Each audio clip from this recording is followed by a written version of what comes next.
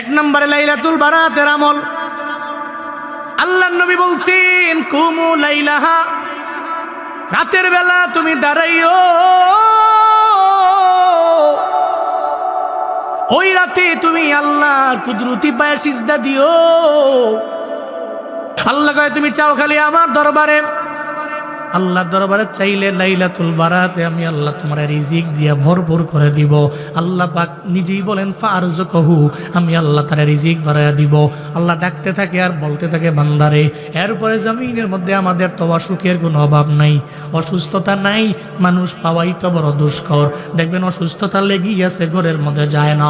এই অসুস্থ মানুষেরা আপনারা রবের দরবারে কাঁদবেন লাইলাতুল বারাতে, আল্লাহর দরবারে বলবেন ও আল্লাহ তুমি আমার অসুস্থতার নিয়ামতকে সুস্থতায় কনভার্ট করে দাও। সুস্থ হয়ে তোমাকে আমি ডাকবো, তোমার দিকে আমি আগাবো, আমি নামাজ পড়বো, রোজা রাখবো, আমলের লাইনে আগাবো। আল্লাহ আমি মুবতালান ফাওয়াফিয়াউফি, আল্লাহ পাক জানায় দেন, নবী বলেন ওই সময় আল্লাহ পাক বারবার বলতে থাকে কে আসো আমার বান্দা, একটু ঝামেলায় পড়ে আসো, অসুস্থতার নিয়ামতে ভুগতেছো, আমি আল্লাহর দরবারে আয়। ওই রাতের বেলা আল্লাহর দরবারে যদি কান্না করতে পারো আর বলতে পারো আমি আল্লাহ পাক রব্বুল আলামিন তোমার অসুস্থতাকে সুস্থতার নিয়ামত দিতে পারি কি পারি না? আল্লাহ আমি পারি, আমি তোমারে তোমার যত বড় বালা মুসিবত, তোমার রোগ, আমি আল্লাহ তোমাকে মুক্ত করে দিতে পারি। তাহলে আমরা কি পাইলাম? দেন লাইলাতুল বারাতে নাম্বার 1 আপনি নামাজ পড়লেন, কি বললেন? নামাজের কিয়ামে দাঁড়াইলেন, নাম্বার 1। এরপরে নাম্বার 2 হচ্ছে দিনের বেলা রোজা রাখলেন। ওই রাতের বেলা আপনি আল্লাহর দরবারে মুনাজাত করে কানলেন নিজের জন্য, আল্লাহ গুনাহ করছি মাফ করেন, আল্লাহ রিজিক নাই দেন, অসুস্থ সুস্থ করেন। তাহলে 3 নম্বরে কি করা? কি করা? জোরে বলো না, কি করা? দোয়া করা। কয়টা পেলাম? 3টা পেলাম। এরপরে 4 নম্বরে আম্মা জান আয়েশা সিদ্দিকা রাদিয়াল্লাহু আনহা বলেন, আমগো কি হয়? আম্মা জান আয়েশা সিদ্দিকা রাদিয়াল্লাহু আনহা উনি বলেন আল্লাহ নবী একদিন আমার ঘরে আসলেন, এসে ওনার কাপড় মোবারক, পরিধানকৃত কাপড় মোবারক উনি খুললেন। আমি শিওর উনি আমার ঘরের মধ্যে আজকে রাতের বেলা অবস্থান করবেন, কনফার্ম হয়ে গেছে। তো কাপড় চোপড় খুলছেন মানে জুব্বা টুব্বা খুলছেন, এর মানে একটা বোঝা যায় যে না উনি মনে এই রুমেই থাকবে, ঠিক না? তো বোঝা যায়। কিন্তু আল্লাহ নবী একটু পরে আবার জুব্বা আবার পরিধান করে ফেললেন। এরপরে নবী বের হয়ে গেছেন। আম্মা জান আয়েশা সিদ্দিকা রাদিয়াল্লাহু আনহা একটু রাগান্বিত হয়ে গেলেন, কেমন জানি মনটা একটু খারাপও হয়ে গেল, আত্মমর্যাদায় লাগলো, গায়রতে লাগলো। আল্লাহ নবী আমার ঘরে আসছেন, আবার আমার নবী জুব্বা মুবারক খুললেন, আবার জুব্বা পরিধান করে বের হয়ে চলে গেলেন রাতের বেলা। উনি চিন্তা করলেন অন্য কোনো বিবির ঘরের মধ্যে মনে হয় যাবে, কারণ মা বোনদের মাঝে এমন কিছু আছে, এমন কিছু থাকে, মা বোনেরা এমন একটা চিন্তা নিয়ে আগায়। আম্মা জান আয়েশাও ঠিক এমন একটা চিন্তা করে ফেললেন, মনে হয় আল্লাহর নবী অন্য একটা ঘরের মধ্যে গেছে। আম্মা জান আয়েশা আত্মমর্যাদা লাগলো, এই চিন্তা নিয়ে উনি দৌড় দিয়া ঘর থেকে বের হয়ে গেলেন, হুজরা মুবারাকা থেকে বের হয়ে গেলেন। তাকে দেখলেন সব জায়গায় গেলেন, নবীরে পায় না। মসজিদে নববীর মধ্যে গেলেন, নবীরে পায় না। অন্য কোনো ঘরের মধ্যে গেলেন, নবীরে পায় না। একটা পর্যায়ে তাকায় দেখে আমার পয়গম্বর জান্নাতুল বাকি পাশে দাঁড়াইয়া মুনাজাত ধরে ধরে রবের দরবারে কান্না করে উম্মতের জন্য। আল্লাহর দরবারে নবী কাঁদেন, আল্লাহ গো আমার সাহাবায়ে কেরাম যারা আমার জন্য নিজের জীবনটা পর্যন্ত বিলীন করে দিল, আমি নবীর দিকে তাকাইয়া যুদ্ধের ময়দানে যে এরা শহীদ হয়ে গেল রে মাওলা, জান্নাতুল বাকির মধ্যে এরা আছে, মাওলা রে এই জান্নাতুল বাকির মধ্যে যে সাহাবায়ে কেরামেরা আছে, তুমি এদের কবর জান্নাত বানায় দাও, এদের কবর জান্নাত বানায় দাও, এদেরকে তুমি মাফ করে দাও, এদের তুমি মুক্তি করে দাও। আল্লাহর দরবারে দোয়া করতে লাগলেন আমার নবী। আম্মা জান আয়েশা যখন গেলেন, আম্মা জান আয়েশার যাওয়ার একটা সাউন্ড আল্লাহর নবীজি পাইলেন। যখন দোয়া শেষ হয়ে গেল, নবীজি বলতে লাগলেন, আয়েশা তুমি কি মনে করো আল্লাহ এবং রসুল তোমার প্রতি কোনো অবিচার করবে? তুমি কি এটা মনে করো নাকি আল্লাহর নবী বুঝে ফেলছেন? আম্মা জান আয়েশা আমার নবীরে খুঁজতে খুঁজতে একটা পর্যায়ে জান্নাতুল বাকি পর্যন্ত চলে আসলেন। নবীজি বুঝে ফেললেন অন্য একটা ঘরের মধ্যে আমি গেছি, এটাই আয়েশা মনে করছে। আম্মা জান আয়েশারে বলতে লাগলেন, আয়েশা তুমি মনে করতে পারো অন্য একটা বিবির ঘরের মধ্যে গেছে, এটাই কি মনে করো নাকি? সঙ্গে সঙ্গে আম্মা জান আয়েশা বলেন, হ্যাঁ এটাই মনে করছি। আমগো বিবিরা তো লুকোচুরি করে, আম্মা জানরা তো লুকোচুরি করতেন না। সুবহানাল্লাহ জোরে পড়বেন না? মা বোনরা, আপনি স্বামীর অগোচরে বহু কিছু করেন, লুকোচুরি করেন, এটা করা যাবে না। খোদার কসমে লুকোচুরি করলে আপনার স্বামীর রিজিকে বরকত হবে না। আপনি যা করবেন স্বামীরে বলেন, এই সম্পর্ক তো মধুর সম্পর্ক হবে। আপনি যা করবেন বলবেন, পরামর্শ করবেন, পরামর্শ সাপেক্ষে আগাবেন, একটা সুন্দর সুফল আপনি আপনার চোখের সামনে দেখতে পারবেন ইনশাআল্লাহ। এটা করেন, লুকোচুরি দরকার নাই।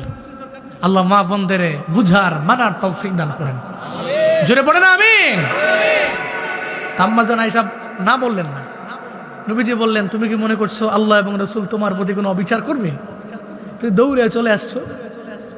আম্মা জান আয়েশা বলে, আমার আত্মমর্যাদা লাগছে তো আমি মনে করছি অন্য কোনো বিবির ঘরে চলে যাবেন, আজকে আমার এখানে আপনি থাকবেন না, আমি এই কারণে আইছি। আম্মা জান আয়েশা বলেন, হাই দুনিয়ার উম্মত, আল্লাহ নবী আমার জান্নাতুল বাকির পাশে দাঁড়াইয়া যেই রাতের বেলা আল্লাহর দরবারে কান্না করলেন, ওই রাতটা ছিল লাইলাতুন নিসফি মিন শাবান, মানে লাইলাতুল বারাত, বরাতের রাত।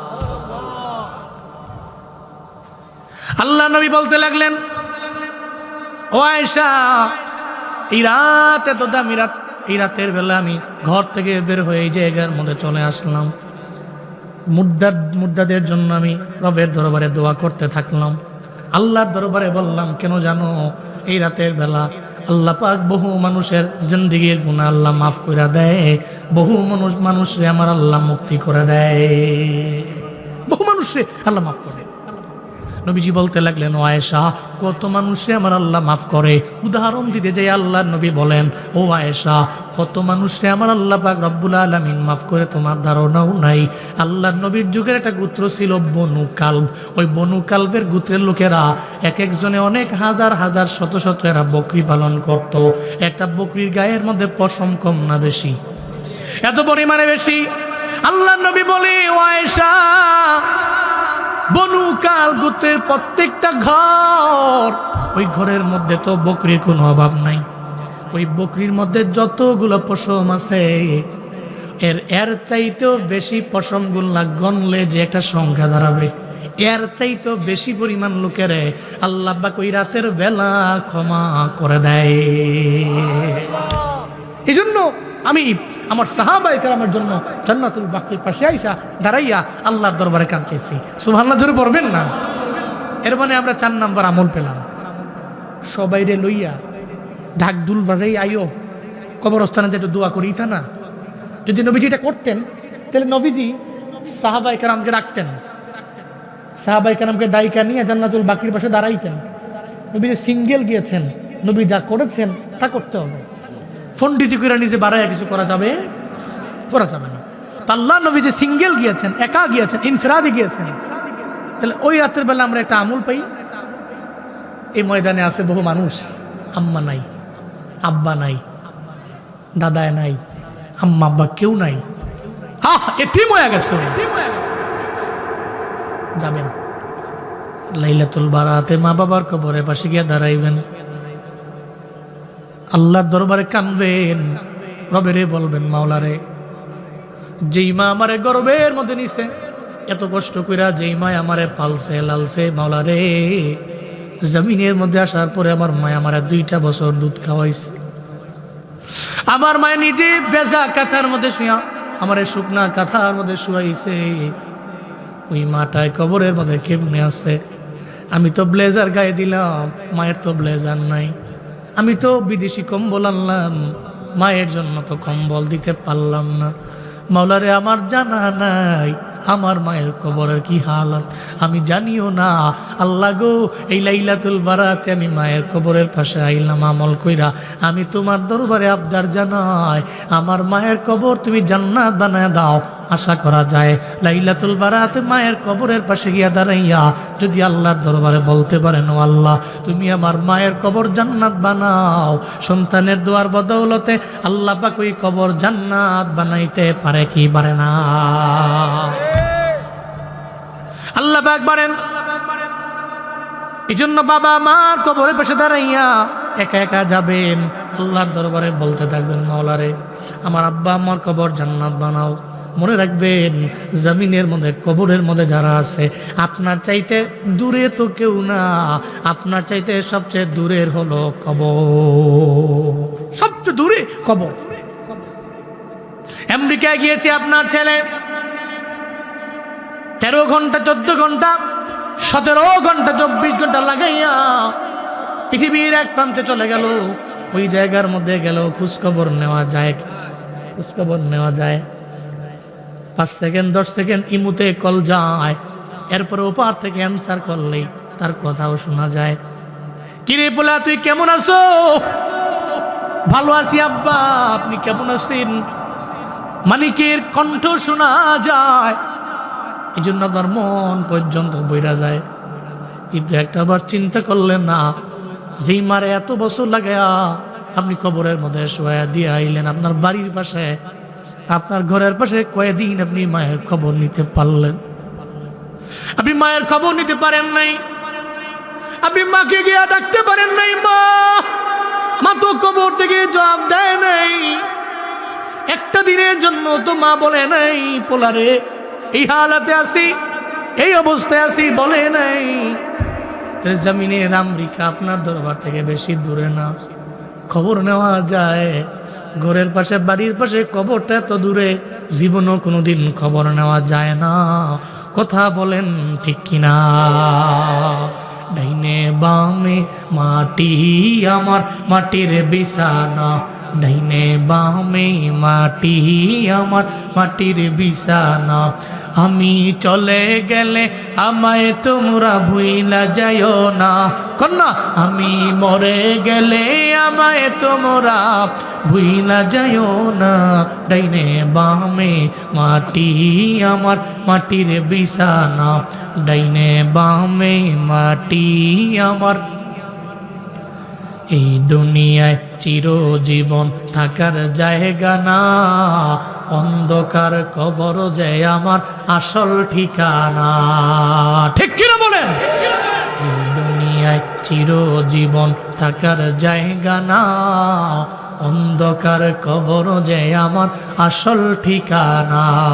সবাই রেখে আমায় চলে যাবে, সঙ্গী হবে না, সবাই রেখে আমায় চলে যাবে, সঙ্গী হবে না, ডাইনে বামে মাটি আমার মাটির বিছানা, ডাইনে বামে মাটি আমার মাটির বিছানা, আমি চলে গেলে আমায় তোমরা ভুইলা যাইও না, আমি মরে গেলে আমায় তোমরা ভুইলা যাইও না, ডাইনে বামে মাটি আমার মাটির বিছানা, ডাইনে বামে মাটি আমার। সব যখন কবরের মধ্যে পাশের কবরের মধ্যে রেখে আপনারা চলে গেল, আপনার ডানেও মাটি বামেও মাটি সামনেও মাটি পেছনেও মাটি, খবর নেওয়ার মতো কেউ নাই। কবর এত দূরে। আল্লাহর বান্দারা জুনায়েদ আল হাবিব এই ময়দানের মধ্যে অথবা কোথাও আবার দেখা হতেও পারে, নাও হতে পারে। বাবারে বইলা যাই লাইলাতুল বারাত তো কয়েকদিন পরে রাতের বেলা আপনি কবরের পাশে গিয়া দাঁড়াইয়া সবাইরে নিয়ে যাওয়ার দরকার নাই, ইনফেরাদি একা একা মা বাবার কবরের পাশে গিয়া দাঁড়াইয়া যাবেন। আপনার বাড়ি বাড়ি গোরস্থানে যাবেন, আল্লাহর দরবারে কানবেন আর বলবেন, আল্লাহ এই কবরগুলোরে তুমি জান্নাত বানায় দাও। এরা আপনার দরবারে টাকা চায় না, বাড়ি চায় না, গাড়ি চায় না। প্রত্যেকটা কবরের থাকা প্রত্যেকটা মাইয়ের এদের আত্মীয় স্বজনের দরবারে একটু এদের দরবারে গিয়া জিয়ারত কইরা একটু দোয়া চায়, অন্য কিছু এদের লাগে না। কথা বলেন ঠিক কিনা? অন্য কিছু এদের লাগে না, এরা চায় আপনি এদের জন্য একটু দোয়া করেন। তাহলে আমরা 4 নাম্বার কি পেলাম? জিয়ারতে যাবো। হ্যাঁ, জিয়ারতে সিঙ্গেল, সবাই লয়ে না, ইনফেরাদি একা একা আপনার আব্বার জন্য, আম্মার জন্য, পরিবারের জন্য আপনি কি একটু দোয়া করলেন। তাহলে আমরা 4টা পেলাম। কি কি পেলাম? নাম্বার 1, রাতের বেলা নামাজের কিয়ামে দাঁড়াবো। 2 নম্বরে কি পেলাম? দিনের বেলা রোজা রাখবো। 3 নম্বরে কি পেলাম? রাতের বেলা আল্লাহর দরবারে নামাজের পরে দোয়া করব, আল্লাহর কাছে বলবো যা চাইবো তো আল্লাহ দিবে ইনশাআল্লাহ। ইনশাআল্লাহ আল্লাহ দিবে, ধৈর্য নিয়ে আল্লাহর দরবারে চাইবো। 4 নম্বরে আমি ইনফিরাদি একা একা আমার কবরস্থানে, গোরস্থানে, কবরের পাশে গিয়ে দাঁড়াইয়া জিয়ারত করব ইনশাআল্লাহ। পারবেন না ইনশাআল্লাহ? শুধু তাই না, কি করবেন জানেন? কবরের পাশে গেলেন, আব্বা আমার কবরের পাশে গিয়ে দাঁড়াইয়া প্রথমত এদের জন্য একটা দোয়া করা লাগে। কি করা লাগে? আসসালামু আলাইকুম ইয়া আহলাল কুবুর ইয়াগফিরুল্লাহু লানা ওয়া লাকুম ওয়া আনতুম সালাফুনা ওয়া নাহনু বিল নাসর। পারেননি এটা? যদি না পারেন, হুজুর আছে, হুজুরের কাছে আসবেন, হুজুরে বলবেন হুজুর আমার লেখা দেন, আমি আরবি পারি না, তবে বাংলা তো পারেন। উচ্চারণ সহ হুজুর লেখা দিবে, মুখস্থ করে নিবেন, কবরের পাশে গিয়া দাঁড়াইবেন, আপনি সালাম দিলেন, তার জন্য দোয়া করলেন, ইয়াগফিরুল্লাহু লানা ওয়া লাকুম, আল্লাহ তাদেরও মাফ করে দেখ, আমাদেরও আল্লাহ মাফ করুক। এটা বইলা এদের জানায়া দিলেন তোমরা যেই পথে গেছো এই পথে তো আমাদের যাওয়া লাগবে। এরপর আপনি মা বাবার কবরের পাশে গিয়া দাঁড়াইয়া সূরা ফাতিহা পড়বেন একবার, সূরা ইখলাস পড়েন 3 বার, সূরা তাকাসুর পারলে পড়বেন একবার, এরপরে আপনি নবীর উপরে দরুদ পড়বেন কয়েকবার, এরপরে মুনাজাত ধরে রবের দরবারে আবদার জানাইবেন। আশা করা যায় আপনার দুয়ার বদৌলতে আপনার মা বাবার কবরে 40 দিন গজবে আযাবের ফেরেশতা আসতে পারবে না। আশা করা যায় আযাব বন্ধ হয়ে যাবে। বলবে কিরে আযাবের ফেরেশতা তোমরা আসো না কেন? কেন আসো না? মাইয়ের বলবে কাম দেখতে করে আইছো জমিনে, পোলা রাইখাইছো তো লাইলাতুল বারাতে তো পোলা আইছে, কবরের পাশে দাঁড়াইয়া তোমার জন্য দোয়া করছে। সুবহানাল্লাহ জোরে কয় না? আরে কি পোলা রাইখাইছো, কি মায়া রাইখাইছো, দোয়া করতেছে তোমার জন্য। এমন দোয়া করছে আল্লাহ খুশি হয়ে কইছে আমার বান্দার কবরে অন্ততপক্ষে আর 40 দিন পর্যন্ত আযাব দিস না। সুবহানাল্লাহ জোরে কইতেন না? এই জন্য পোলাগুলোরে মানুষের মতো মানুষ করেন। আল্লাহ সন্তান দিছেন, মাদ্রাসায় পাঠান, ওরে আলিফ বা তার জ্ঞানে জ্ঞানী করেন, ওরে এমন জ্ঞানে জ্ঞানী করেন না যে জ্ঞানে জ্ঞানী হওয়ার পরে ও জানোয়ারের মতো হয়, হুজুরদের সাথে খারাপ ব্যবহার করে, খারাপ আচরণ করে, হুজুরের বিরোধিতা করে। এমন পোলা রাইখা যাইয়েন না। পোলাটাকে মানুষের মতো মানুষ করে, যে পোলা আপনার জান্নাতে যাওয়ার কারণ হবে। আল্লাহ আমাদের সব ভাইকে বুঝার, মানার, আমল করার তৌফিক দান করেন। আরো জোরে আমিন। 5 নম্বরে আমাদের সমাজে প্রচলিত আছে, লাইলাতুল বারাতে দেখবেন সন্ধ্যার পরে সব ডুবাই খালি সমানে গোসল করে, আছে না নাই? অনেক জায়গায় আছে দেখবেন, কিছু কিছু এলাকায় আছে সমানে গোসল করে। গোসল করা তো অন্যায়ের না। আপনি অপবিত্র, পবিত্র হওয়ার জন্য ওযু, গোসল, তায়াম্মুম, এই 3টা বিষয় দিয়ে আপনি পবিত্র হবেন। সো এটা হওয়াটা দোষের না, কিন্তু লাইলাতুল বারাত উপলক্ষে এটাকে রুসুম তৈরি করা, এটাকে বানিয়ে নেওয়া যে আমার গোসল করতেই হবে। আপনি পবিত্র হওয়া জরুরি, গোসল জরুরি না। বুঝেন নাই? পবিত্র হওয়া জরুরি। তেমন যদি আপনার গোসল করলে মনে করেন যে আপনি পবিত্র হবেন তো করেন, যদি আপনি মনে করেন যে না ওযু করলে আমি পবিত্র হয়ে যাব করেন, যদি আপনি মনে করেন যে পানি পুনি নাই দুর্মুখী তো তায়াম্মুম করলে আপনি পবিত্র হবেন তো করেন। এর মানে এটাই বলা যাবে না ওযু, গোসল, তায়াম্মুম এটাই করতে হবে, এখনই করতে হবে, এই মুহূর্তে না করলে অনেক বড় একটা নেকি থেকে মাহরুম হয়ে যাব। না, এই চিন্তা করা যাবে না। এই চিন্তা করাটাই নিজের থেকে আপনি বানাইলেন, চিন্তা করাটাই নিজের থেকে বানাইলেন। এটা করা যাবে না বাপ, এটা করা যাবে না। আপনি পবিত্র হওয়ার লক্ষ্যে ওযু করেন, গোসল করেন, তায়াম্মুম করেন, যেটাই করেন জরুরি কি হওয়া, কি হওয়া? কারণ পবিত্র হইয়া আপনি আল্লাহরে ডাকবেন, আল্লাহ তো সাড়া দিবেন ইনশাআল্লাহ। আল্লাহ সাড়া দিবেন ইনশাআল্লাহ। আপনি পবিত্র হন, পবিত্র হন, পবিত্র হয়ে আল্লাহর দরবারে কাঁদতে থাকেন, বলতে থাকেন লাইলাতুল বারাতে আপনার মতো বান্দারে আল্লাহ মাফ করে দিবেন ইনশাআল্লাহ। তবে এবার আসুন আমরা যে তওবাটা করব, আল্লাহর দরবারে যে কাঁদবো, কিভাবে? এই তওবাটা হতে হবে তাওবায়ে নাসুহা। কোন তওবা? তাওবায়ে আমরা তাওবা করি আবার গুনাহ করি, তাওবা করি আবার গুনাহ করি, তাওবা করি আবার গুনাহ করি। এমনকি তাওবা করতেছি, শেষ করে গিয়ে আবার গুনাহ করতেছি। চিন্তা করতেছি জীবনের শেষ বেলাটা তাওবা করবো, সেই করে হুজুর করে আইন না, দাওয়াত দিয়া হুজুর তাওবা ফরান সমানে তাওবা করে পর কবরে যাবো না। না, এই চিন্তা নিয়ে তাওবা করলে কবুল হইতো না, বাপ কবুল হইতো না। হুদাই তাওবা মন থেকে করা লাগে। আল্লাহ পাক সে তাওবার কথা বলেছেন, ইয়া আইয়ুহাল্লাযীনা আমানু তুবু ইলাল্লাহি তাওবাতান নাসুহা আসা রাব্বুকুম আইয়ুকাফিরা আনকুম সাইয়্যাতিকুম ওয়া ইউদখিলাকুম জান্নাতিন তাজরি মিন তাহতিহাল আনহার। চিল্লা জোরে করে পড়েন আল্লাহু আকবার। আল্লাহ পাক বলে, ইমানদার আল্লাহর দরবারে তাওবা করো, তবে কোন তাওবা? নাসুহা নামক তাওবা আল্লাহর দরবারে করো। নাসুহা নামক তাওবা, এটা কোন তাওবা? এমন তাওবা যেই তাওবা করার পরে বান্দা গুনার ধারে কাছেও যায় না, যেই তাওবা করে আল্লাহকে ভয় পায়। এর স্তর হলো 4টা। তাওবাটা তাওবার মতো হবে, তাওবার মতো পরিপূর্ণ হয়ে যাবে। নাম্বার 1 শর্ত হলো আপনি যে গুনাহ করছেন, গুনাহ থেকে তাওবা করছেন, তাওবা করার পরে আপনি মনে মনে চিন্তা করা লাগবে আসলেই যেটা করছি এটা খারাপ কাজ, আসলে আমার এই কাজটা করা ঠিক হয় নাই। মনে মনে অনুতপ্ত হওয়া লাগবে, আল্লাহ গো এই গুনাহ করাটা আমার জন্য ঠিক হয় নাই, এই গুনাহ করাটা আমার জন্য ঠিক হয় নাই। এরপরে 2 নম্বরের শর্তটা আপনি আল্লাহর দরবারে বলবেন, আল্লাহ আমি আমার ইতিপূর্বে গুনার জন্য তাওবা করে নিলাম।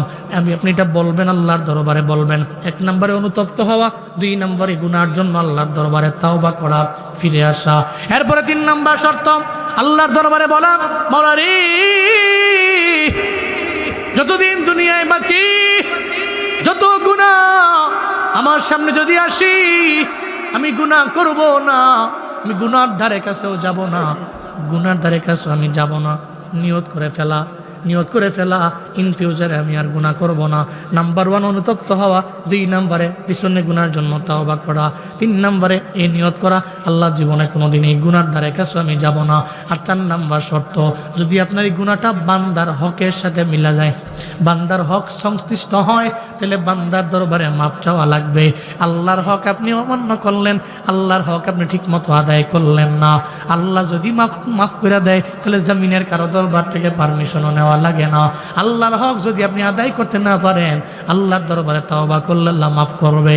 তবে বান্দার হক তো আল্লাহ মাফ করে না, বান্দা যদি মাফ না করে জীবনও কোনোদিন আল্লাহ মাফ করবে। এই জন্য বান্দার হক বড় মারাত্মক। বড় গোয়ালির মানুষ, বান্দার হক বড় মারাত্মক ব্যাপার। হাসরের ময়দানে আল্লাহ আপনারে বলবে, কিরে আব্দুর রহিম, যাও আমলের বিনিময়ে জান্নাতে যাও। ডান হাতে আমল নেমা নিয়া যখন জান্নাতের দিকে দৌড়াবে, একটা পর্যায়ে প্রতিমধ্যে যাওয়ার পরে একজনে আটকায় দিবে, কই যাও? কই জান্নাতে যাই। তুমি কি চিনছো না? ওই যে আমার কাছ থেকে ঋণ নিছিলা 5000, হুমকি টুমকি দিয়া ধমকি দিয়া, আমার ছিল না ফুট, তোমার ছিল 7 ফুট, আমার গিনা নাই ফুট। এ চিন্তা করে তুমি হুমকি টমকি দিয়া 5000 টাকা মেরে দিছ। আমি তো সারা জিন্দেগি লাগা তোমার পিছনে গেলে ঘুরছি, আর একটা পর্যায়ে তো পিছনে ঘুইরাও তো তুমি তো পাত্তাও দাও নাই। তুমি আমার টাকা আমাকে দাওনি, আমার সম্পদ আমাকে ফিরা দাও না। আমি তো এই অবস্থায় মরে গেছি, তুমিও তো মরে গেছো, এখন তো পেয়ে গেছি সুযোগ, এখন 5000 টাকা আমার দাও। আচ্ছা, টাকা আছে নাকি আখেরাতে? আছে নাকি? হাসরের ময়দানে কি গোষ্ঠ চলবো নাকি? ধরো তোমার দিয়ে দিলাম $10, তুমি লয়ে যাও। ইটা চলতো না, এটা দেশও চলে। আমগো দেশে বিভিন্ন জায়গা চলে, বিভিন্ন জায়গা দেখবেন যে এনো আছে, এনো গেলে টেহা দিলে চলে, ঠিক কিনা বলেন? এর লেগে খালি বারবার বইলা যায়, আগামী নির্বাচনে এমন একটা ব্যক্তির আপনি ভোট দিয়ে ইনশাআল্লাহ যে আপনার ইউনিয়নকে পরিবর্তন করে ফেলবে ইনশাআল্লাহ। অন্ততপক্ষে আইডি কার্ডে একটা ভুল হইলে কিন্তু 40 বার আর দূরান না লাগে। যেহেতু আপনি দেশের একজন নাগরিক, আপনি দেশের নাগরিক, একটা আইডি কার্ড ঠিক করবেন, আমার 40 দিন যাওয়া লাগে। এরপরে একটা পর্যায়ে যে বেটা বোঝেন না, মোরলের মতো বইয়া থাকে, সুসিপ কিসিপ, এবারে তো বইয়া রয়েছে বাপসাপ লইয়া। এবার ডান এবং বিশাল অনেক বড় বড় পিএসরা আছে। তুমি বুঝো না, তুমি 40 দিন আও লাগে, তুমি বুঝো না, কিছু দিয়া দিলে তো হয়ে জায়গা সিলটা হয়ে যাবো, সাইনটা হয়ে যাবো। পরে টিয়া 500 1000 টাকা দিয়া এরপরে আইডি কার্ড ঠিক করা লাগে। এতে বেড়ায় কান্দে আর কয় কেমন দেশ।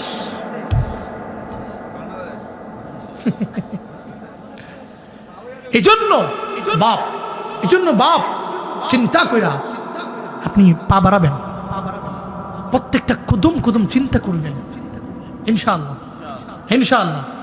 তো বান্দার হকটা বড় মারাত্মক। তুমি যে আমার ঘুরাইছো, এখন টেহা দাও, এখন তো অনেক টেহাও নাই, ডলারও নাই, রিয়ালও নাই, রিঙ্গিতও নাই, কিছুই নাই, কি করো? ঝামেলা ফিরে গেছে না। আবার সমাজে এই শুনেন বাস্তবতা, এ সমাজে বহু লোক আছে দেখবেন দোকানদার কাছ থেকে বাই খায়, 3-4 হাজার টাকা বাই খায়, এই দোকান বাদ দিয়ে এবারে আরেক দোকানও জায়গা, এরকম আছে না নাই? পরে হ্যানতে যায় কয়দিন খাইয়া টাইয়া পরে এই দুইজনের লোকে দেওয়া সাক্ষাৎ নাই। খালি যদি হোমসে যে রাস্তা দিয়ে দোকানদার আইয়ে দৌড় দিছে না, তার সামনে পড়ন যেত না, এরকম আছে না নাই? এরকম বহু লোক আছে তার সামনেই পড়ে না। হঠাৎ করে মোটামুটি 2-3 বছর ঘুরাইছে, একদিন মসজিদ সামনে ফিরে বইছে, মসজিদ দোকানদারে কয় কি ও টেহারা,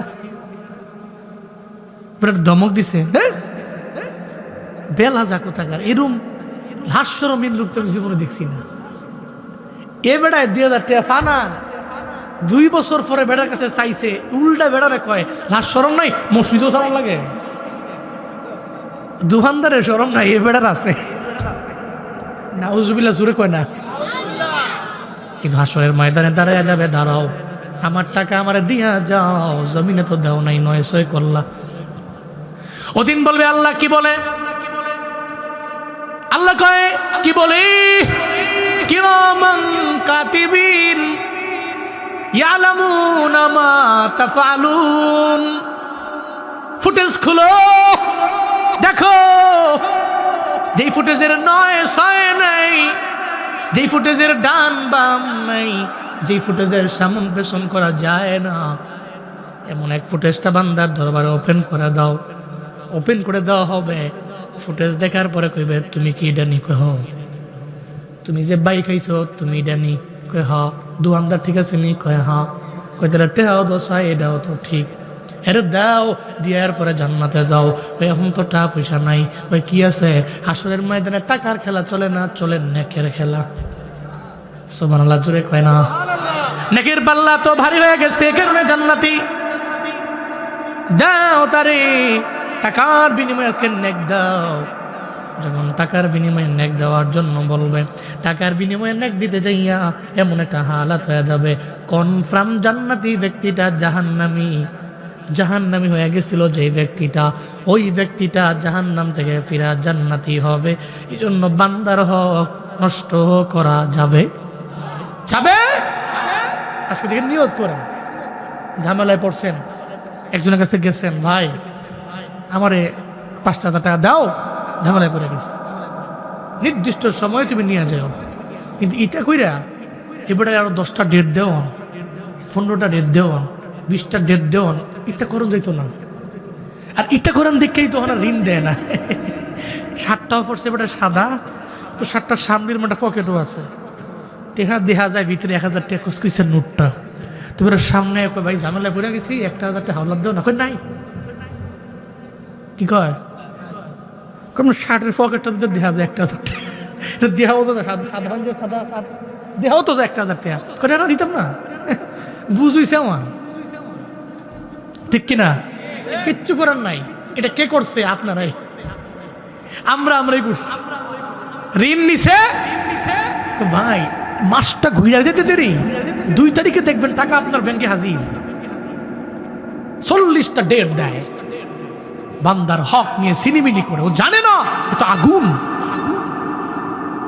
আগুন খাইল। আল্লাহ আমাদের সব ভাইকে সঠিক বুঝ দান করেন। আরো জোরে পড়েন আমিন। যেন বান্দার হক বড় মারাত্মক। এই যে যদি তাওবা সম্পর্কিত বিষয়টা কোনো বান্দার বিষয় হয়, এবার আপনি আল্লাহর দরবারে কান্দে হবে না, এখন যাওয়া লাগবে ওই বান্দার দরবারে।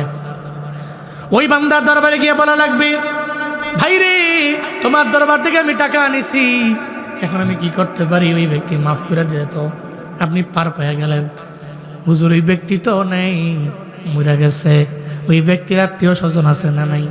ছেলে আছে তো নাতি আছে, তার দরবারে যাবেন, যে বলবেন তোমার আব্বার দরবার থেকে তোমার দাদার দরবার থেকে আমি এটা নিয়েছিলাম, এখন আমি কি করতে পারি আমায় বলো না, আমি তো মইরা যাবো। বান্দার হক খাইয়া আমি তো মরবার চাই না। এরা যদি মাফ করে দেয় তো পার পেয়ে গেছেন। এখন এদের কারো আত্মীয় স্বজন নেই, অনেক দূরে গেছিলেন ব্যবসা করার জন্য, ওই জায়গার মধ্যে আপনি টাকা মাইরা দিয়ে পড়ছেন, কিন্তু তো ওই জায়গায় তার আত্মীয় স্বজনও নাই, তারা আপনি পাবেনও না, বাড়িও জানা নাই। এমন অবস্থায় কি করা লাগবে?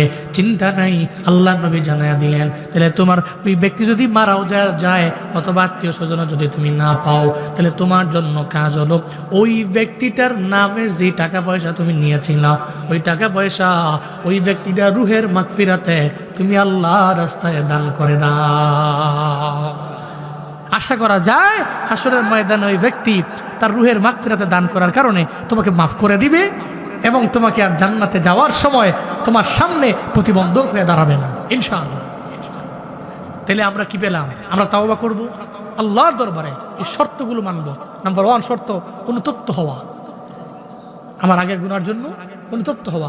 2 নম্বরে এই গুনাহটা ছেড়ে দেওয়া, করবো না আর জীবনে, ইন ফিউচারে করবো না এই চিন্তা করে আগানো।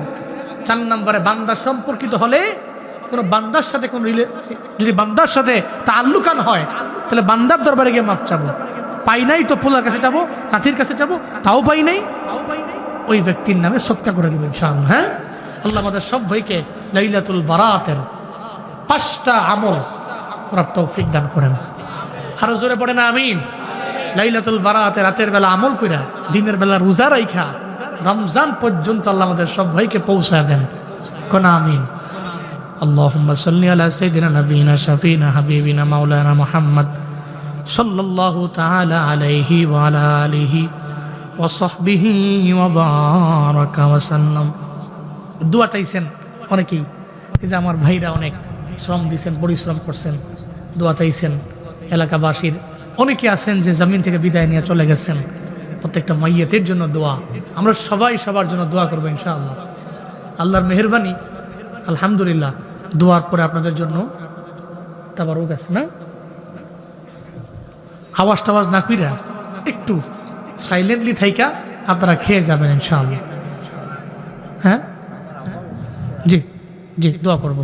আস্তাগফিরুল্লাহ রাব্বি মিন কুল্লি যামবিন ওয়া আতুবু ইলাইহি লা হাওলা ওয়ালা কুওয়াতা